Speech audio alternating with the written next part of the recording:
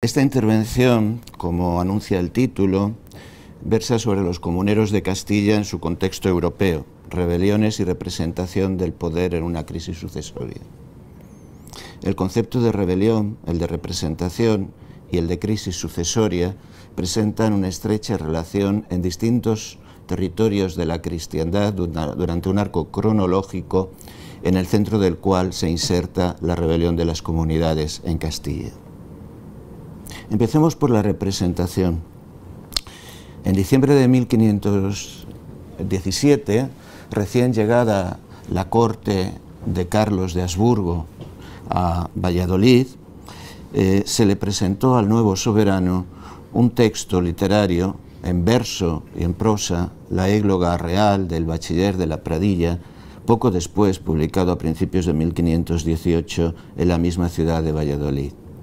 En un ambiente bucólico, dentro de una tradición de la égloga política común a varios territorios de Italia y España, se desgranaba un ceremonial de presentación de los distintos estamentos de la corona de Castilla para congraciarse con el nuevo soberano, pero también se iba hilvanando todo un programa de identificación entre los intereses castellanos y el de los distintos territorios que confluían en la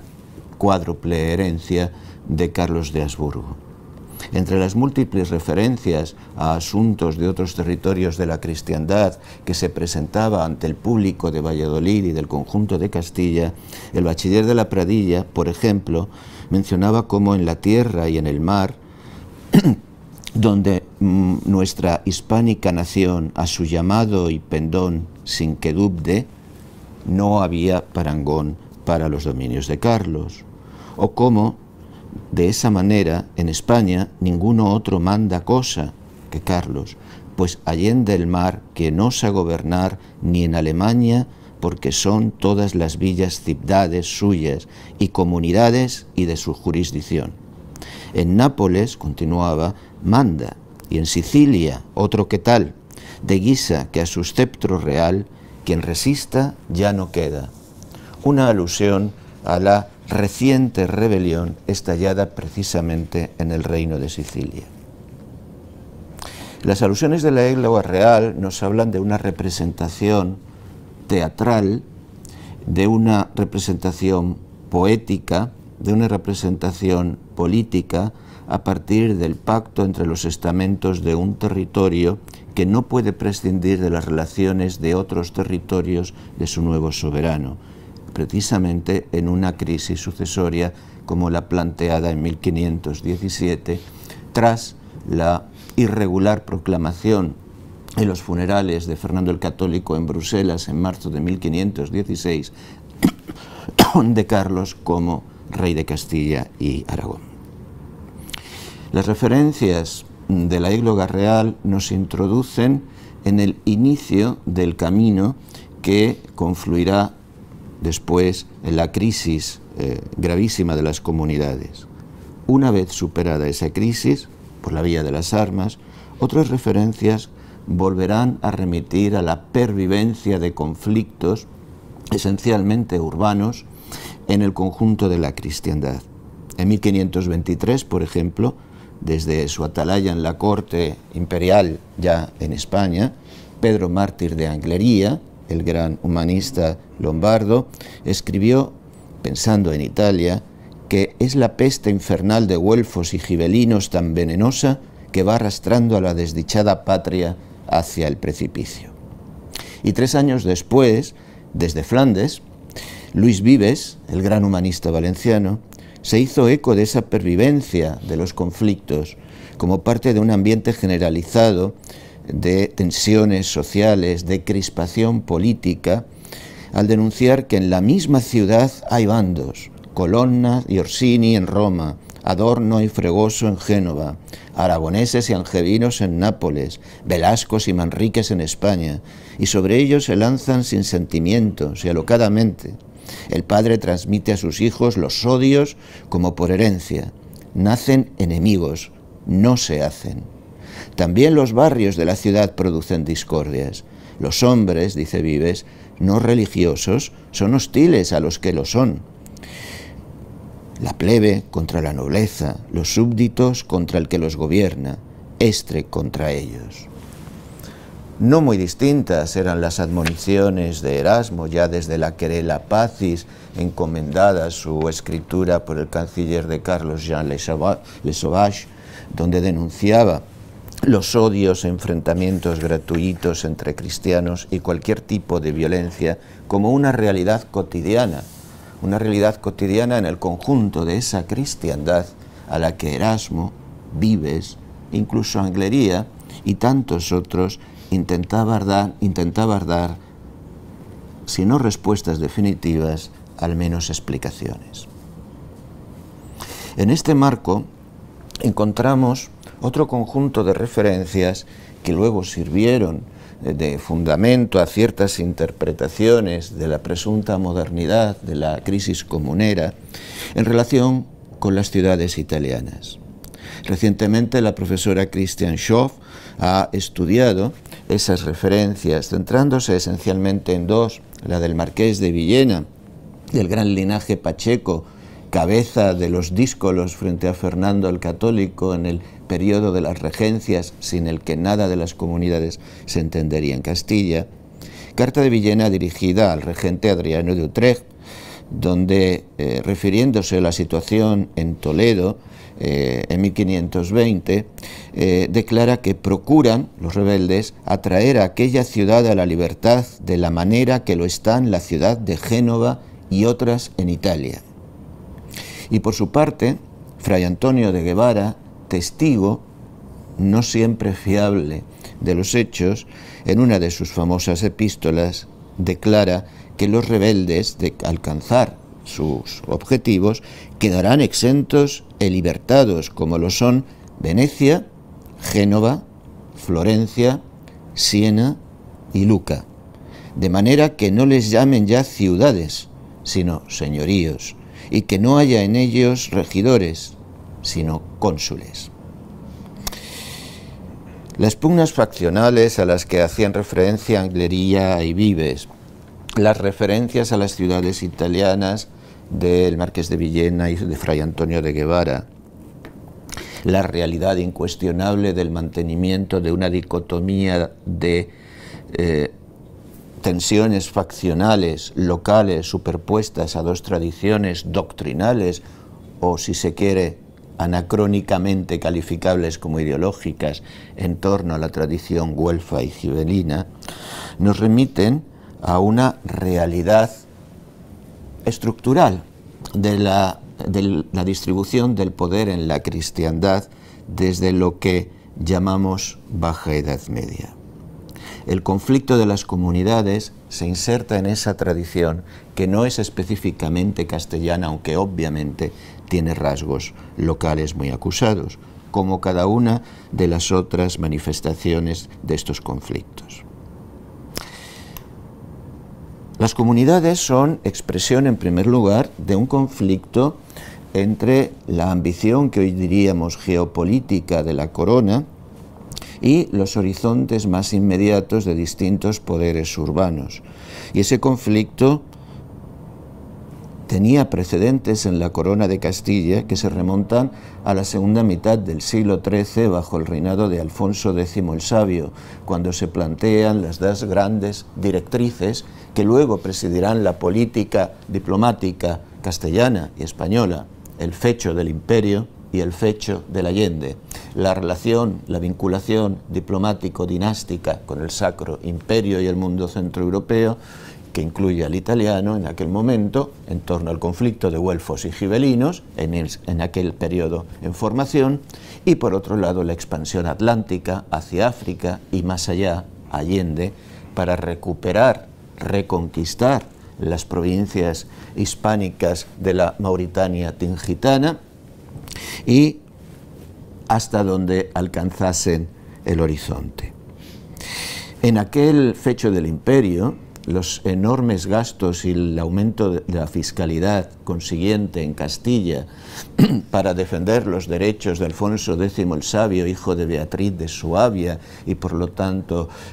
sobrino de Federico II Hohenstaufen, al Sacro Imperio, desencadenaron ya rebeliones desde el primer momento del planteamiento de esa candidatura imperial. La ciudad de Soria llegó a rebelarse contra la imposición de nuevos subsidios para el fecho del imperio y fue duramente reprimida por las mesnadas reales. Y todo el final del polémico y dificilísimo reinado de Alfonso X el Sabio, crucial en la forja de una identidad protonacional española, como ha subrayado recientemente Pedro Insua, nos conduce a los efectos del descontento esencialmente urbano provocado por el fecho del imperio ya en aquella segunda mitad del siglo XIII. La propia política del referente ideológico, padre del gibelinismo posterior de Alfonso X, que es Federico II Hohenstaufen, Stupor Mundi, nos introduce en el enfrentamiento de las ciudades italianas que continuaba vivo, como testiguaban Anglería y Vives, en el reinado de Carlos V. Las referencias, en cambio, del Marqués de Villena, de Fray Antonio de Guevara, estudiadas por la profesora Schoff, no hacen, como está indicado, no mencionan otros casos quizás más próximos a la realidad española: Milán, Nápoles, Sicilia. No olvidemos que en Sicilia, desde la década de 1480, don Fadrique Enríquez, el almirante de Castilla, que sería uno de los corregentes que pondría fin a la revuelta comunera, había casado con Ana de Cabrera, condesa de Módica, y había residido en el condado siciliano de Módica, uno de los feudos más importantes del reino, durante unos años. En Nápoles, las tensiones entre angevinos y aragoneses efectivamente se insertan en un panorama local fundado en la dicotomía entre una ciudad capital, Caput Regni, Nápoles, en continuo aumento desde finales del siglo XV, muy celosa de sus privilegios, con un patriciado local organizado en 5 seggi, distritos o plazas jurisdiccionales de gobierno municipal, y un territorio feudal de las provincias controlado por los grandes linajes enfrentados en facciones. La dialéctica entre el poder municipal y el poder provincial y feudal en el reino de Nápoles, estrechamente vinculado a través de relaciones de facción y clientela y de parentesco con linajes tanto aragoneses como castellanos, nos introduce en un común marco político del lenguaje, pero también de la dialéctica del poder al que pertenecen las comunidades de Castilla también. En cuanto a Milán, se trataba de la consagración en las primeras décadas del siglo XVI, bajo el gobierno francés y luego bajo la restauración de los Sforza, con la contribución española desde Nápoles a partir de 1512, de un sistema de gobierno de una oligarquía patricia de la ciudad sobre las otras ciudades. En cambio, de Lombardía. En cambio, de las ciudades mencionadas por Fray Antonio de Guevara, Venecia, que era un gobierno oligárquico muy estricto, presentaba pocas referencias asumibles por una rebelión presuntamente tan rupturista como la de los comuneros castellanos. Florencia, donde los Médicis habían sido restaurados en el poder por un ejército español al mando de Ramón Fol de Cardona, virrey de Nápoles, en 1512, destruyendo las milicias comunales organizadas por el secretario de la República, Nicolás Maquiavelo, en la batalla de Prato. Era una república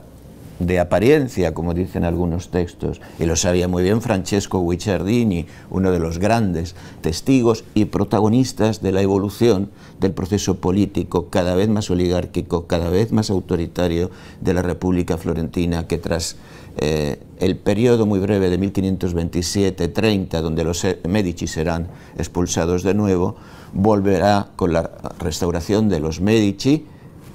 con un nuevo ejército español, bajo otro virrey de Nápoles, esta vez flamenco, Philibert de Chalon, príncipe de Orange, en 1530, y finalmente culminará en 1532, gracias al protagonismo del propio Francesco Guicciardini,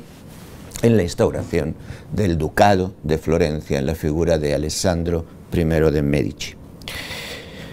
Siena era una señoría de facto bajo el linaje Petrucci, y desde 1520 bajo el cardenal Petrucci, fiel al Papa León X. Lucca estaba también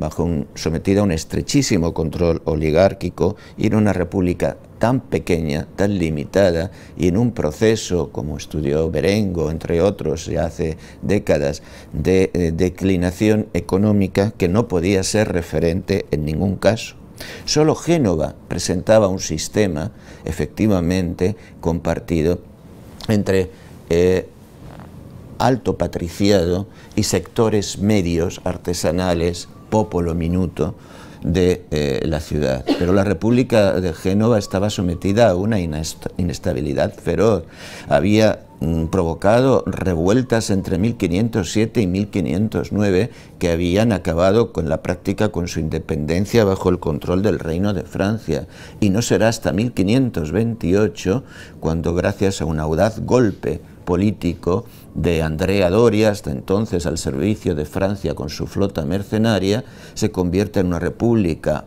oligárquica con las nuevas ordenaciones, pasando simultáneamente al servicio de Carlos V, insertándose en el sistema imperial e hispánico del conjunto de Italia. Génova, sin duda, era el referente más inmediato para cualquier súbdito de cualquier reino español, y es significativo que Sevilla, donde estaba la principal comunidad genovesa de toda la península ibérica, no se sumara a las comunidades. Y es significativo que el comercio de Génova, a través de Brujas primero y luego de Amberes, fuera un eje sustancial en la interrelación de los intereses de las oligarquías, tanto aristocráticas como urbanas, de los distintos territorios que confluirían en la herencia de Carlos de Habsburgo. El panorama italiano, por lo tanto, no puede reducirse en absoluto al modelo de esa Italia posteriormente idealizada de comunas libres, porque solo 5 lo eran, y precariamente, como hemos visto, porque su potencial económico, salvo Venecia y Génova, era muy discutible, y porque políticamente carecían de ninguna envergadura, más allá de la idealización a la que se vería sometida la Constitución, mucho más estable, mucho más terrible desde el punto de vista de la represión de todos sus súbditos, de la República de Venecia. El gobierno de las ciudades, en toda la cristiandad, en este periodo, es un gobierno durísimo, implacable, tiránico, dentro de la ciudad y de una ciudad contra otra. No hay nada equiparable a nuestro concepto de libertad en el concepto de libertad de las oligarquías urbanas, ni en Italia, ni en Castilla, ni en el Sacro Imperio, ni en Flandes, ni en Francia. No podemos establecer, a mi juicio, ningún vínculo entre las libertades, siempre en plural, las constituciones, siempre en plural, y las revoluciones en sentido astronómico y en sentido de alteración, como aparecen algunas veces en los textos de la época, y la utilización de estos conceptos en singular a partir de la Ilustración y de la ruptura radical en el ámbito de los conceptos políticos, como ha estudiado Reinhard Koselleck a partir de la Revolución Francesa.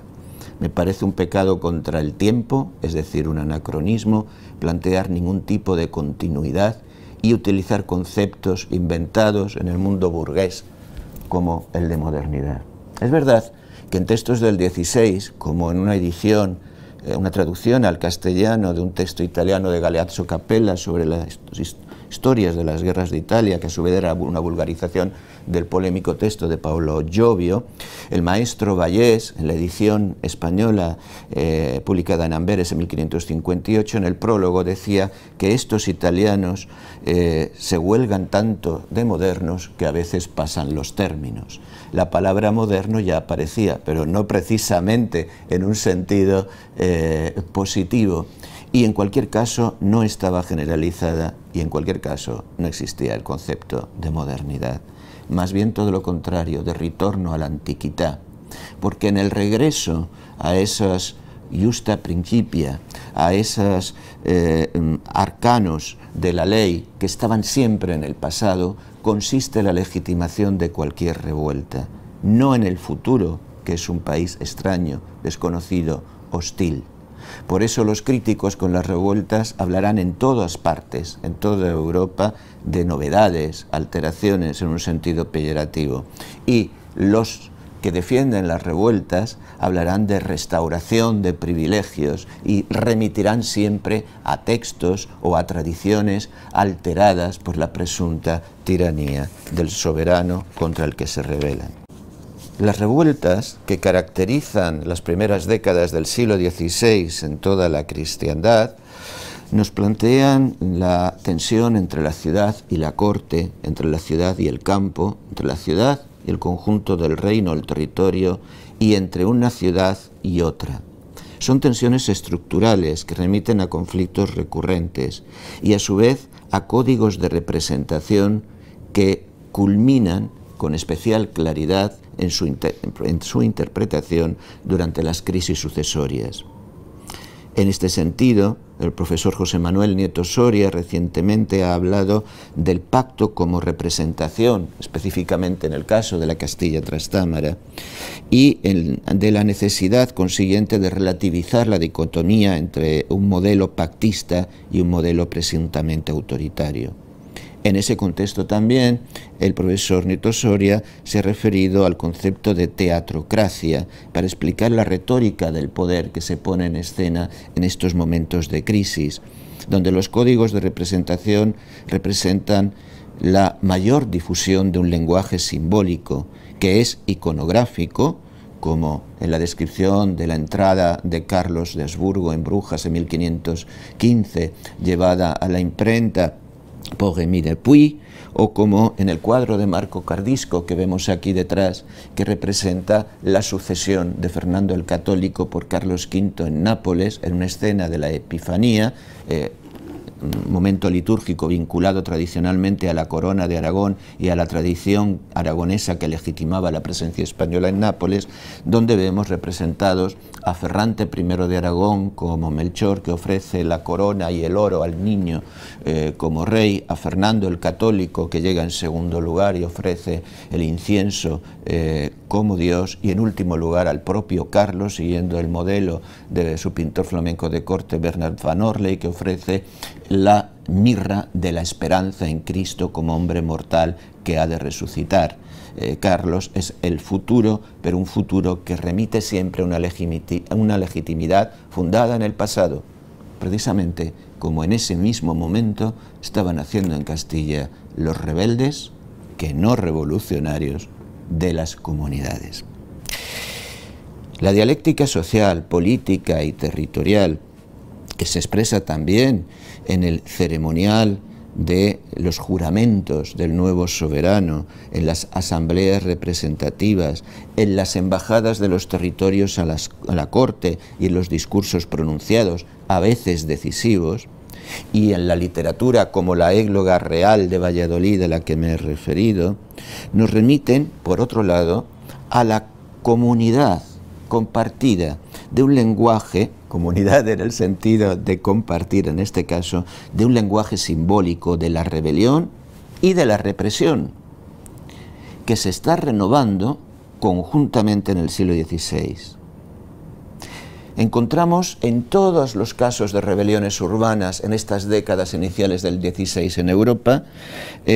fases prácticamente comunes. En primer lugar, una crisis de representación previa a la rebelión y un intento de su superación mediante obras literarias como es el caso de la Égloga Real de Valladolid, o iconográficas, como este cuadro del pintor calabrés Marco Cardisco, discípulo de Leonardo, como puede verse en el rostro de la Virgen, obviamente, que estaba destinado al altar mayor de la capilla de la residencia regia de Castelnuovo, donde se hacían las grandes ceremonias de la corte virreinal bajo el virrey español, señor de Belpuig en Lérida, Ramón Folch de Cardona, y cuadro que es probablemente un encargo en correspondencia con la embajada que la élite pro-aragonesa aristocrática de la ciudad y las provincias del Reino de Nápoles, respaldada por el virrey Cardona, envió a Bruselas en 1517 para solicitar al nuevo soberano Carlos de Habsburgo que no concediera la revisión de los repartos feudales, tal ni como preveía el reciente tratado de Noyon de 1516 con Francisco I de Francia. Por lo tanto, es un ex voto, es un cuadro ceremonial, no es un cuadro para convencer, porque es un cuadro para que lo vean los que están convencidos, es un cuadro donde Carlos no lleva el toisón de oro en el collar, es un collar aséptico, y solamente esa ausencia es un manifiesto antiflamenco de una corte virreinal y una oligarquía aristocrática del reino que quiere mantener su tradición aragonesa para mantener sus territorios feudales inalterados en ese momento de pacto y negociación. Cuadro ceremonial, por tanto, no propagandístico en el sentido también anacrónico que hoy entendemos esta palabra.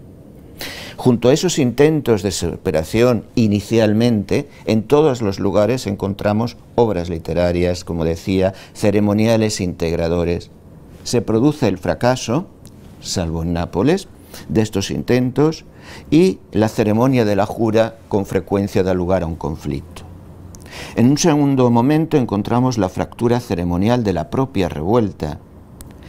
Durante la rebelión, en el momento más crudo del enfrentamiento armado, en ningún lugar se quiebra la unidad del lenguaje político. Se mantiene la sacralización de las causas de legitimación, la Santa Junta de los comuneros, pero el lenguaje es prácticamente el mismo en Sicilia, en Nápoles, aunque no estalle la revuelta, en las ciudades flamencas, donde sí estallará después, o en las ciudades germánicas, o en otros reinos, como Inglaterra. En 1517, en Londres, hay una gravísima rebelión de los tejedores, uno de los gremios más importantes, los cabecillas, por causas fiscales, los cabecillas son ejecutados, y Enrique VIII finalmente perdona a todos los detenidos por la intercesión de Catalina de Aragón, su mujer. Por poner un ejemplo, pero también hay rebeliones en Francia, continúa siempre como consecuencia del aumento fiscal que conllevan el periodo larguísimo de guerras de estas décadas. Después de la revuelta, el lenguaje sigue siendo el mismo en la represión. Es el lenguaje de la ciudadela. Precisamente aquí interviene el factor nuevo, la nueva arquitectura baluartada. La ciudad del Áquila, que en 1528 apoya la invasión francesa y que defiende un sistema de libertades comunales muy similares a las que defendían algunas ciudades castellanas 8 años antes, es duramente reprimida por el virrey Philibert de Chalon, príncipe de Orange, que impone la construcción a costa de la ciudad rebelde y sometida de una nueva ciudadela, el castillo español del Áquila, obra del comendador español Pedro Luis Escrivá, con una inscripción: ad reprimendam audaciam aquilanorum, para que quedara constancia de que nunca más esa ciudad volvería a ser rebelde. Y lo mismo sucede en Florencia, en 1534, con la fortaleza del Basso del arquitecto Antonio de San Gallo, erigida por el nuevo duque de Florencia, Alessandro de Medici, o en Gante, como veremos rápidamente en 1540, con la erección de un nuevo castillo y una guarnición española, o en los proyectos de erección de fortalezas ciudadelas, fortalezas urbanas, que se harán, a veces se realizarán, San Telmo en Nápoles, a veces se plantearán tras momentos de tensión o revuelta en otras ciudades como la propia Génova en 1547 o Siena en 1552. Precisamente en 1552, en Siena, uno de los líderes republicanos de esa república gibelina, Bartolomeo Cavalcanti, se referirá a los governi stretti e tirannici, gobiernos estrictos y tiránicos que había potenciado Carlos V presuntamente en todas las ciudades de la cristiandad. Como estudió hace unos años el profesor Wolfgang Reinhardt, se trata de comprobar si esta afirmación de Cavalcanti es cierta o no. Para ello hay que acometer un estudio comparativo de la política de Carlos V hacia las libertades urbanas de todos sus dominios. Y el más significativo es el de su ciudad natal, el de su patria, el de Gante. La relación conflictiva con Gante fue constante bajo los duques de Borgoña desde el siglo XIV y durante todo el reinado de Carlos. Cuando Carlos tomó posesión como conde de Flandes en 1515, en su entrada oficial hizo cambiar en la ciudad de Gante, en su patria, hizo cambiar el texto del juramento por ser demasiado limitativo para las atribuciones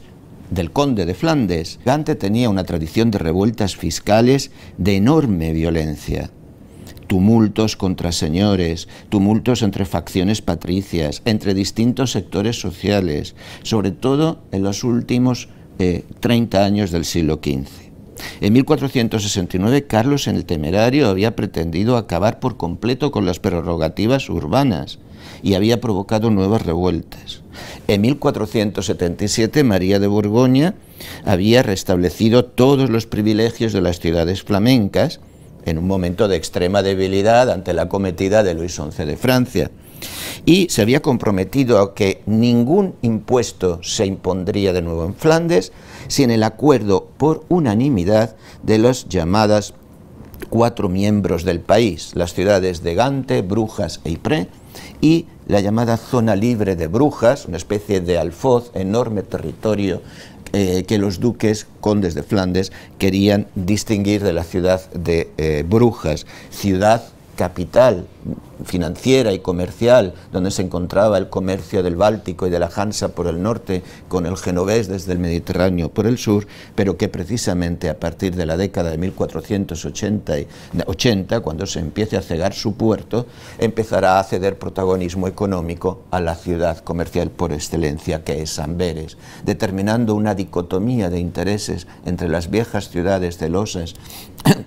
de sus privilegios en Flandes y productoras de paños textiles, interesadas en la alianza con Francia, su mercado inmediato natural, y las ciudades emergentes del norte de los Países Bajos, encabezadas por Amberes, que no eran productoras sino distribuidoras, interesadas en grandes mercados a larga distancia, por lo tanto en la alianza con los reinos de España, con Inglaterra, y con el consiguiente alineamiento faccional con la alta nobleza flamenca partidaria de la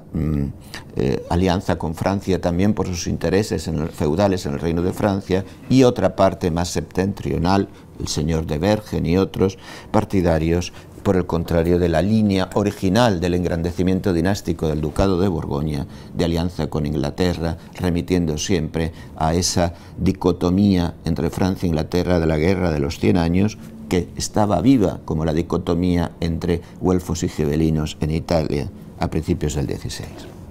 Pues bien, en 1511 Gante reclama el derecho de veto frente a cualquier impuesto. En 1515, después del episodio del cambio del juramento, los tejedores intentan elegir autónomamente a su decano. Carlos hizo decapitar a 2 cabecillas y detuvo a otros 4. 1515. En 1524 hay nuevas protestas, y de nuevo por motivos fiscales en 1537. Y estas coinciden porque se prolongan hasta 1538 con las protestas en las famosas Cortes de Toledo de 1538-39, donde se declara la huelga de grandes, donde es la alta nobleza de Castilla la que se opone a la nueva fiscalidad para subvencionar la Liga Santa contra el turco, promovida por Pablo III Farnese, y en cambio las ciudades permanecen al lado del emperador, pasada el episodio comunero. Pues bien, en 1539 en Gante estalla la gran rebelión. Y veamos qué pasa en esa rebelión. Es una rebelión social. Hay un sector radical que es acusado de querer hacer de Gante una ciudad de comuna y no sujeta a ningún príncipe o señor, como las alemanas o italianas. La misma acusación que se había hecho a los comuneros en Castilla. Hay una comunión ritual de los rebeldes que se comen los privilegios considerados falsificados en una especie de liturgia profana que había tenido precedentes ya en 1510, por ejemplo en la ciudad de Nápoles, donde hay una conjura de sectores populares de la capital con sectores del patriciado urbano de los seggi de la capital. Se produce un beso ritual entre los conjurados en un remedo de nuevo de la liturgia religiosa para sacralizar y consagrar, nunca mejor dicho, el deseo y el deber, como diría Arlette Johanna, de revuelta. En Gante 1539 se produce, una vez que el poder es tomado por los rebeldes, un régimen de terror con ejecuciones de enorme crueldad hacia los acusados de ser leales al soberano. Los rebeldes quieren llevar la rebelión a todo Flandes y piden ayuda a Francisco I, como hicieron los comuneros en Castilla, traicionando así ese presunto sentimiento protonacional tan discutible que ni siquiera se encuentra más que en los primeros momentos, y no solo en los rebeldes, sino en aquellos que permanecerán fieles a la causa real. Esta vez Francisco I se negará y Gante permanecerá fiel a Carlos V, que atravesará Francia con el acuerdo, la ayuda del rey francés, y reprimirá durísimamente esa revuelta de su patria. En abril de 1540, tras ceremonias públicas de humillación de los rebeldes y de todo el patriciado de la ciudad, la Concesio Carolina establece un nuevo ordenamiento municipal que estará vigente hasta principios del siglo XIX y que consagra la desaparición de los privilegios políticos de la antes próspera ciudad de Gante. Los mismos episodios encontramos con matices en otros casos de revuelta, en la de Nápoles en 1547 contra el virrey Pedro de Toledo, en la de la ciudad germánica de Augsburgo en 1548, con nuevas ordenanzas en Ulm, se seguirá el modelo de Nuremberg, y en todas las ciudades de la Liga de Suabia, donde verán cómo se suprimen sus privilegios políticos en 1551-52. Pero el episodio más clamoroso, y concluiré con este, es el de los territorios patrimoniales austríacos. En 1519, cuando probablemente se estaba pintando este cuadro y en Castilla los ánimos estaban inflamados, y cuando la muerte de Maximiliano y la elección de Carlos como sacro emperador estaba alterando el tablero diplomático, produciendo un relevo faccional en la corte que llevaría al declive del partido profrancés de Chevre y el aumento paulatino de la influencia de Mercurino Arborio de Gatinara, nuevo canciller desde la muerte de Sauvage en 1518, en 1519 la muerte de Maximiliano I produce que Viena, que se había rebelado también reiteradas veces contra Maximiliano, que había llegado a tener preso al propio Maximiliano, como había pasado con Maximiliano en Gante, o como había pasado con Fernando cuando era niño y su padre Juan II en Barcelona durante la Guerra Civil Catalana de mediados del siglo XV. Esto no es nuevo. Pues bien, en Viena se expulsa a las autoridades imperiales y el gobierno municipal niega cualquier obediencia hasta que no se produzca el juramento recíproco de lealtad con el nuevo soberano, dentro de una interpretación de la ley muy extendida en todas partes, como también se va a suceder en Sicilia. El resultado es que establece que hasta que no haya ese juramento no hay obediencia. Lo mismo va a pasar en Sicilia, donde estalla una rebelión encabezada por aristócratas como el conde de Golisano Pietro de Cardona y el conde de Camarata, Federico Abbatellis, que con la ayuda de la ciudad de Palermo y de su patriciado urbano, caso que conoce muy bien el profesor Ribot, se rebelan contra el virrey Hugo de Cardona, que debe huir a Mesina y refugiarse. Se llega a un primer momento de entendimiento con la intervención del virrey de Nápoles, Ramón de Cardona, el autor del encargo de este cuadro, pariente de uno de los jefes rebeldes sicilianos, el conde de Golisano, Pietro de Cardona, pero de nuevo estalla una rebelión, pese a que se envía un nuevo virrey, un napolitano, un hombre de Cardona, Ettore Pignatelli, conde de Monteleone, que intenta a través del consenso y de un perdón general establecer un acuerdo pacífico. En 1517 se descubre una nueva conjura para asesinar al propio virrey conciliador Ettore Pignatelli, y se produce una oleada de saqueos en Palermo y en toda la isla. Es la conjura de Gianluca Squarciapino, que acabará ahogada en sangre. Y todavía en 1522 va a estallar una tercera rebelión con los hermanos imperiales, en un oscuro episodio donde incluso se da referencia a contactos con exiliados comuneros presentes en Roma y que intentaban llegar a Sicilia para entregar Sicilia a Francisco I de Francia. Esta gravísima revuelta siciliana, la más grave con diferencia en el marco de la crisis sucesoria, se fue complementada con la revuelta de Viena a la que me refería, que dio lugar al envío de una embajada a España, a Molins de Rey, donde estaba la corte de Carlos, cerca de Barcelona, y finalmente al el regreso de esa embajada tras una intervención retórica desafortunada del representante de la ciudad de Viena, que es Martin Siebenbürgen, que en un discurso atroz provocó el escándalo de Carlos y su hermano Fernando al intentar condicionar la diplomacia y la sucesión en los territorios del soberano. Fernando, cuando tras la serie de repartos con Carlos quedara a cargo de los territorios hereditarios austriacos, en 1522, en el famoso juicio de la sangre de Wiener Neustadt, mandará la ejecución pública de Martin Siebenbürgen y de los otros cabecillas de las alteraciones de 1519. Los comuneros de Castilla no fueron originales y nada fue especialmente digno de modernidad en la España que vio al primer gran monarca de la modernidad, al que haría después el gran pacto con las ciudades castellanas, plasmado fiscalmente en los famosos encabezamientos fiscales, y al que dirigiría a las poblaciones de los reinos de España y a sus élites a un marco distinto, geopolítico, imperial, que los comuneros, con sus prejuicios y limitaciones localistas, no podían entender. Muchas gracias. Lo único que querría preguntar es, en todo este marco de conflictividad, ¿qué papel juegan las germanías de Valencia y de Mallorca?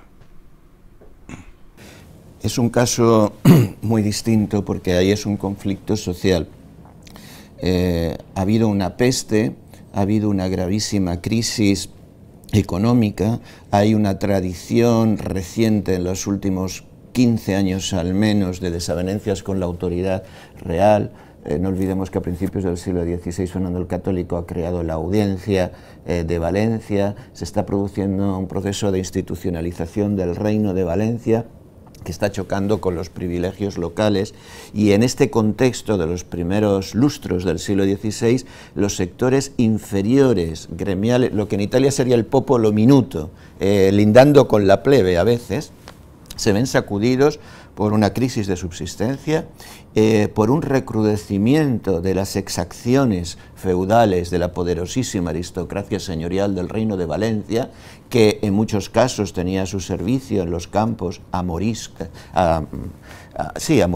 ya, y que va a desencadenar una excusa perfecta para que, como siempre en estos casos, antes había pasado con los judíos en muchos otros sitios, se produzca una oleada de crítica contra los infieles falsamente convertidos, protegidos por la alta nobleza, una conjunción perfecta. Pero también en el caso de Valencia hay un detonante de representación, y es que cuando Carlos está en Barcelona y es jurado, y está muchísimo tiempo en el conjunto de Cataluña, allí recibe la noticia de la elección imperial, decide no proseguir a Valencia como era el plan original, sino volver a Castilla para embarcar en La Coruña, como es sabido, y de allí a Flandes y a Alemania, para recibir la corona en Aquisgrán. Y en la no jura de Carlos por las Cortes Valencianas, la no renovación, plasmación del pacto con el reino, sus élites y todos los estamentos, produce una sensación de vacío de poder similar a la que se había producido en Austria, simultáneamente, como he intentado ver, aunque muy rápidamente, que es lo que sirve de excusa a que esas causas sociales mucho más,